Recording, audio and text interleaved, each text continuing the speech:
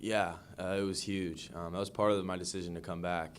You know, I thought about, being able to play in Hype's offense for another year, and then when Hype left, Dooley came in and talked to me on the phone for 2 phone conversations, and I was like, wow, this guy's going to get me ready. He's going to get me right. And I think I definitely felt that throughout the year. It was a little different in the offense I ran in the years before. There was less on me, so kind of going into the games, I was a little over anxious. A lot of things had to be done out of my control for us to do well. And then going into my senior year with Coach Dooley, there's a lot more put on me, which it sounds like the reverse. Less on you, you should be more relaxed. No, it's the complete opposite. The quarterback, you want to have more on you to where you go into games. You're more relaxed that way. You know exactly what's going on. You know how to get yourself out of bad situations. And I think Coach Dooley did a fantastic job of getting me in that mindset. What did he tell you, though? What was this? I mean, obviously, any coach coming in is going to want to try and retain you for his senior year. Was there anything that stuck with you that Derek said in that conversation? Yeah, for sure. He was actually at our Georgia game. His kid plays for the University of Georgia, and liked what he saw that game. We actually put up a good amount of points on him that year. And then he on the phone he goes, "Hey, listen, like I said, I was at that Georgia game. You played your butt off. You obviously have a very live arm, and everyone's gonna be able to see that. But I wanted to look at you not just as you could possibly be my quarterback if I come to Mizzou, but more so, I'm recruiting you to be a Dallas Cowboy. I want to watch you and see if there's enough on film and for us to pick you up as a QB." And he said, if there's one thing I'm going to be able to do for you is going to be able to put those things on film for you. I'm going to allow you to have that film, go talk to these scouts, go talk to these people the next year and be more confident going into those rooms with what I've taught you and with what you've put on film. And I mean, he couldn't have been more right. I feel very confident talking to everybody. I can get up and draw plays. I can get up and talk about all of our plays if you need me to, how we blocked it up, what our scheme was, what my progression was. And, that was a big part of me coming back. So shout out to Coach Dooley on that one.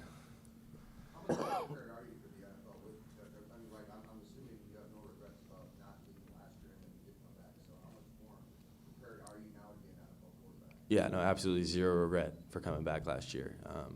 I needed to learn the things I did. I think I'm 10 times more prepared than I was the year before. Part of me was, like I said, I didn't want to be able to go.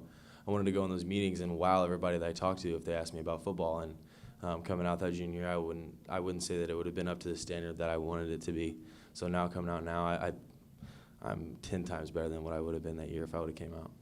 What have you heard about the coaching style of John Gruden, especially as it relates to quarterbacks? And how tough are you expecting to be on you guys? Yeah, so I went up and introduced myself to him this morning at breakfast, and he's like, "Hey, we'll just sit down a second." I was like, "Oh, okay." I was like, "Awesome, here we go." And we got to talking, and he's awesome. I loved every second of spending time with him, and kind of mid conversation, he goes, "Hey, Locke, let's talk about that pick you threw at Alabama." And I was like, "It's like, what were you doing there?" Because it was an ugly play. From film, it looked horrible, and I went through and explained everything to him. He's like, "Oh, that makes a little more sense." And then he went into another play that we ran quite a bit at Mizzou. We called it Ernie. He called it something else, and went into how we read it, and how he reads it.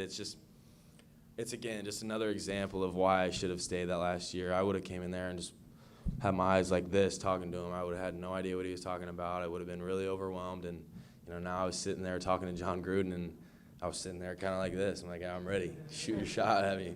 I'm ready." Drew, do you feel like you're the best quarterback in this year's draft class? I want to see you ask that. Rick Saratella from the NFL Draft Bible. What's up? Yeah, no, I think all of us have a lot of unique things about us. I would love to sit up here and talk about all of them. Love Jarrett Stidham. I'm living with Jarrett Stidham and Tyree Jackson right now. Love them all. But as far as as a competitor standpoint, I'm gonna have to tell you, yeah, I do believe I'm the best quarterback in this class. Drew, you've been training with Jordan Palmer, and obviously you mentioned Yeah. Jarrett and Tyree Jackson. How is Jordan preparing for this week and for the overall draft process? Yeah, we've had about a week and a little change with Jordan, so we're just kind of scratching the surface right now. I think one of the biggest things was just getting out there and then throwing an NFL ball. I mean, we're used to our college balls. We have to kind of start getting the shape of that. And then as far as the classroom goes, he's going to install in a couple NFL offenses that he's winning with us. It hasn't happened yet. We were kind of getting ready for this by kind of a little interview prep, just some of the basic questions they might ask you, and kind of get ready for it and not get caught off guard when they ask you the questions that you're probably expecting in Indy, but if anyone wants to really flush you there and ask you it right now. That was kind of the main thing. That was an interesting ball game.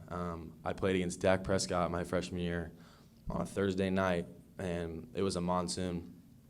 And I went to South Carolina, no radar. The radar said no rain the whole game.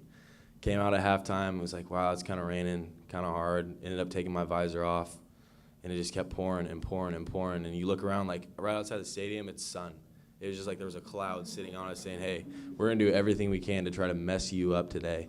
And, it kind of delayed some of our game plan going into it. But it was definitely a crazy game. It was the biggest rain I've ever even been a part of, not even just in a game, but just like in my life. I'd never seen it rain that hard. When you talk about the interviews, when you talk about kind of the interview process you have to go through, or you're going to go through, what do you think you can kind of sell things on in terms of just the stuff you've been out there for 4 years, kind of being in what spot you've been in, where it's a lot of guys don't play as much as you do?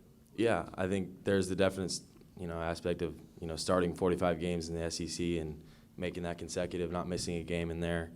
That's a pretty tough league to play in. It compares to the NFL really well, so if anyone's worried about durability, I have that to talk about. As far as game plans go, I mean, like I've said, Coach Dooley has done a great job. I mean, I'm completely confident in what exactly I need to be able to say and be able to talk to people. And then as far as adversity goes, I feel like I've been through a lot of adversity at the University of Missouri. If anyone knows about our freshman year, or my freshman year, there was a crazy week there in time with the protests and with Coach Pinkel deciding to leave and because of sickness, and then bringing that university back from what that was to where we are now. It should have taken a program probably 10 to 15 years to do that, and I'm glad that I could leave the university like that and leave it on a good note. You hear so much about guys like Carson or Baker coming in here and really blowing teams away on the board. Do you feel like you're prepared to kind of catch their attention in that sense? Yeah, totally. I definitely feel like I'm prepared for that. If anyone wants to get me up on the board, I'd gladly go up and draw for them, whatever they need to hear. Defense, how we block it up, our 6-man, our 7-man, our 5-man. Some of my favorite plays, 3rd and 7 play, 3rd and 4 play, whatever you need to hear, I'll be there to let you know. What aspects of the Mahomes comparison do you embrace, and would you actually like to try to emulate when you're at your best? Well, I think every quarterback here would definitely be like, if I can throw 50 touchdowns and win the games that like Patrick Mahomes does, I think we'd all say, heck yeah, what do you need from me? I'll give you whatever you need. But as far as being able to throw from just really awkward platforms like you can, because I think the more and more you watch football, the more and more you like really digest it and see like pockets are clean, but there's a good amount of time that the pockets aren't clean and you got to make an athletic play. So to be able to do that and be able to try to emulate his game like that would be a huge plus for me moving forward. So piggyback that off a little bit, Drew, I feel like your legs are an underrated aspect of your game, your ability as a scrambler, your ability to do some of the stuff in the option game and everything. Do you feel like that's something that people minimize that maybe needs a little bit more attention? Yeah, I think it just might be my running style. When I take off, it's like, this guy's moving pretty slow, but then, I don't know, it takes him a little bit to kind of tackle me. So at long strides, kind of look gangly when I run, kind of look like the Gumby. Like, people talk about me, I look like the Gumby when I run. I sometimes get tackled really awkwardly and nothing happens, knock on wood. But yeah, no, I definitely think that's an undermined thing. I was a way better athlete in basketball. I played some really good basketball back in the day, and that's another thing people don't know about me. I think I'm just a sneaky athletic guy that looks kind of gangly when he runs, so it doesn't look that athletic. Drew, reflect on basketball a little bit for us. You obviously had a good AAU career. You had high offers from Oklahoma and Missouri. You obviously hit a crossroads where you went with football. It seems like it's worked out. But just reflect back a little bit on basketball, maybe how it's helped you get to this stage. Yeah, I always played up in basketball when I started growing up. Some of my parents did. So my parents had to deal with me crying, getting in the car, and I wanted to go to practice because I was getting bumped around and bullied by some 8th graders when I still had no hair on my armpits as a 7th grader or 6th grader, all the above. It really made me maybe the athlete that I am today. As far as seeing the court, it's kind of the same thing. You got to see a football field. You got to be the facilitator. I wasn't necessarily the guy bringing the ball up the floor, but I did love the touchdown passes on the basketball court as well. And then to be able to say you played against some of the best basketball players, the 6th man for Oklahoma City, Terrence Ferguson, we played against him, Josh Jackson. We played against a lot of good guys to where that competitive spirit that brings in football, you really had to bring it out on a court when you're playing some of the guys that are the best in the country and are making a lot of money doing it. And I'm trying to go play a different sport and make a lot of money doing it too. So it was just a different aspect of competitiveness that I had to bring out of me. How'd you do against Josh Jackson? Oh, it was a loss for us. He played for Each One Teach One, which is a pretty good program. We played him. I think it was down in Dallas. It just wasn't a good time for us that game. Is there a specific critique of your game that you've heard that you want to maybe alleviate concerns about this week? Yeah, we can go back to the athleticism piece. I definitely will show that. And as far as like rhythm and timing goes and footwork in the pocket, I think a lot of light I can shed on that was just coming from mid-season adjustments. I kept my same footwork from my sophomore, junior year going into my senior year with a completely different offense. The footwork is what I felt comfortable with. The offense was something new, so we weren't trying to change everything. We were trying to keep a little bit of comfortable, aspect of the game into a new offense. And then by the middle of the year when we started playing better, I was like, I'm done. I'm going to adapt fully. I'm going to start taking these drops and try to figure out the rhythm of the pocket within a progression offense, progression with options, just kind of become a pure quarterback, a pure pocket passer that can get out and run a little bit if he has to. So showing my drops, showing how fluid I can be in the pocket, showing my pocket movement will be big for me this week. On the opposite spectrum of that, what do you believe your best NFL attribute is? My best NFL attribute? Well, I definitely feel like I can make all the throws on the field if you need me to. I think one of the biggest things that, besides, I don't want to give you the candid of like tall, athletic, 225 pounds. This is that kind of deal. I don't want to give you that, but I think through the time I had at Missouri with 3 different coordinators, 2 different head coaches, the adversity I faced my freshman year, you throw me in a locker room with guys, I'm going to be able to adapt to pretty much any scenario you throw me in. I'm going to be able to pull a team through adversity. It wasn't always sunshine and roses at the university, but when we get into a situation like that with a program, you can promise I'm going to be the steady head. I'm going to be the guy in there that's going to be the same guy every single day coming into the building, and that's definitely a big positive I want to persuade all these teams.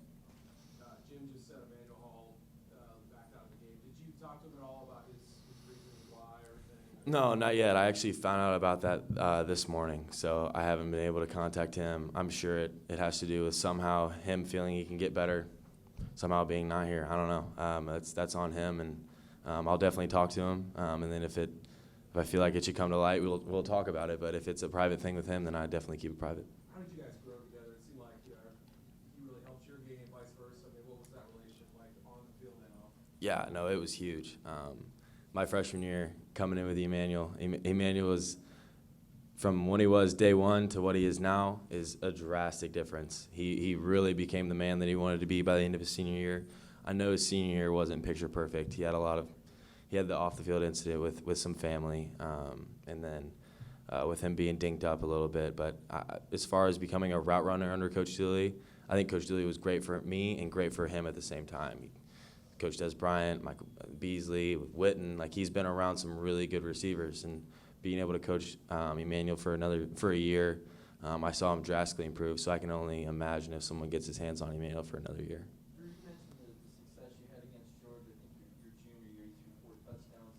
This last season, though, they were really the first defense to give you some trouble. Do you remember that game in Columbia? Did they do anything differently that particular afternoon? I do remember that game very vividly. As crazy as it sounds, that scoreboard, definitely if you were at that game, you saw that there was a couple plays here and there that if we would have gotten to go our way, it would have been a different ball game. And that's the same for every ball game. I could say that about a lot of games, but especially that game. That game was a big piece to me to go back and reflect on as far as the footwork goes. Wasn't fully invested in the fluidity. I was invested in the offense. I hadn't changed my ways as far as footwork goes. And that was a big conversation we had with Dooley and Austin Carter Samuels and Jack, my backup, who was with me a lot, to kind of change that footwork and try to be more fluid in the pocket, more smooth in the pocket. And that was a big game to go back and draw clips from and kind of show that to myself and, kind of show it to Coach Dooley and ACS, say, hey, I'm going to go ahead and do this. We're going to make the switch. And now they played a really good football team. Emmanuel was banged up.